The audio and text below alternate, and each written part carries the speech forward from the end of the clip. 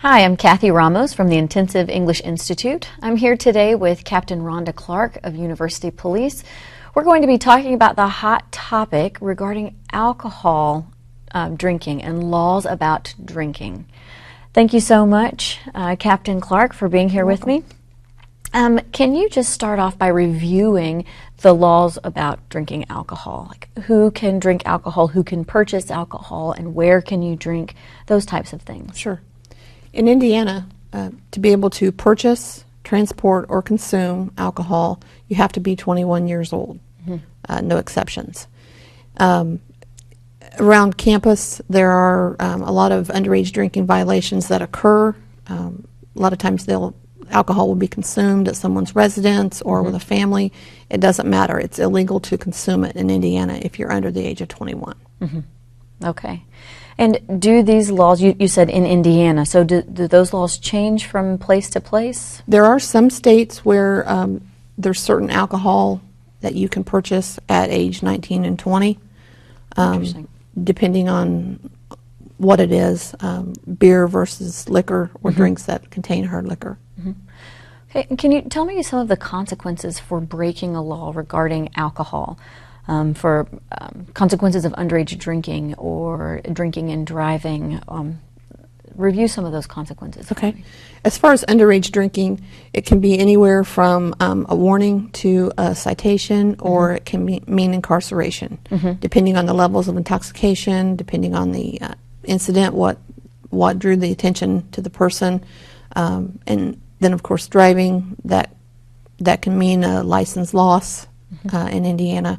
Or it can mean an arrest, going to jail, as well as any consequences that you face within the university. The university discipline system and the court system are two totally separate systems that run concurrent with each other. Okay.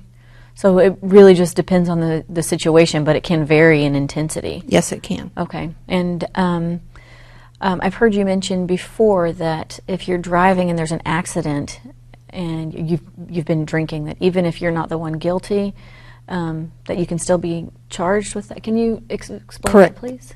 Even if you did not cause the accident, you can still be arrested for operating while intoxicated.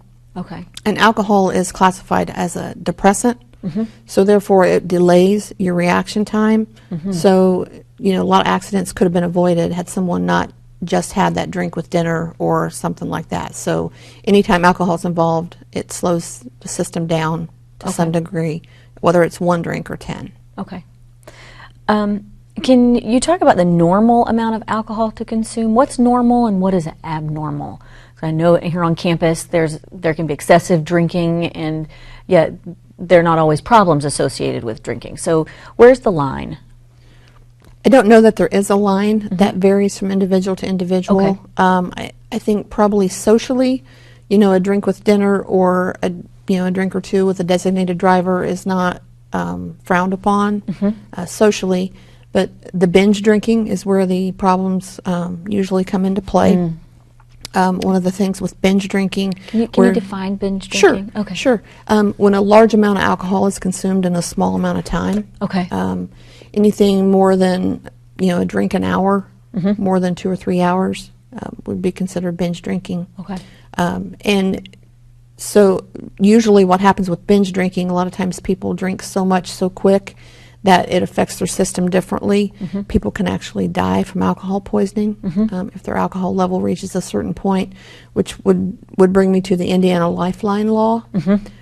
If you're ever with someone that has been drinking and they have any kind of breathing problems, they're unresponsive, anything like that, regardless of the age, the person needs to call and report that to get medical attention.